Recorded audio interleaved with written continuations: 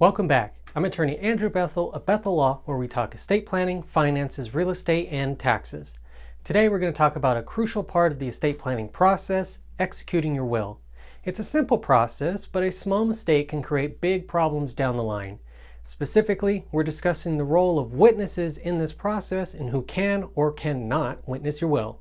Let's get started. First off, let's address why we need witnesses for a will. Well, wills are old, very old documents, and some of the ancient rules still apply today. Now that's the requirement, but what do they do? Why do we need witnesses? Well, there are two main reasons. First, the function of a witness is to prove that the person making the will, also known as the testator, has the mental capacity to do so. This is called testamentary capacity. Essentially, the testator must understand that they're making a will, who will benefit from it. They must be aware of their assets and understand the nature of their gifts or bequests. A witness can confirm these factors were met at the time the will was signed. The second function is to validate that the will was made without any fraudulent intent or coercion. Witnesses can attest that the testator was acting freely and of their own will. This helps safeguard against accusations of fraud, duress, or undue influence. It's important to note that a witness doesn't need to know the contents of the will, they just need to know that the document they are witnessing is the testator's will. One thing you can do without the fear of undue influence, fraud, or duress is like this video and subscribe to this channel for more. Now that we understand why witnesses are necessary, let's move on to who can be a witness. In California, you need two disinterested witnesses. A disinterested witness is one who has no financial or pecuniary interest in the will. Basically, the witness to the will should not be a beneficiary of the will. There are some exceptions to this rule.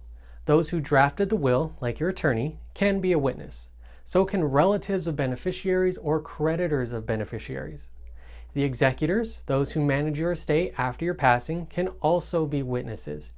Even though they may earn a fee for their services, which could be considered a pecuniary interest, the executor serves in a fiduciary capacity, meaning they must act in the best interest of the estate and its beneficiaries. Now you might wonder what happens if a beneficiary does end up witnessing a will. Well, in California, this creates a presumption of fraud and undue influence, and the burden to prove otherwise falls on that beneficiary. If someone with a pecuniary interest witnesses your will, their gift under the will might be invalidated. To avoid these complications, here's a general rule of thumb when executing your will. Have either your drafting attorney and a member of their staff or a neutral third party, such as a neighbor, friend, or coworker, witness your will.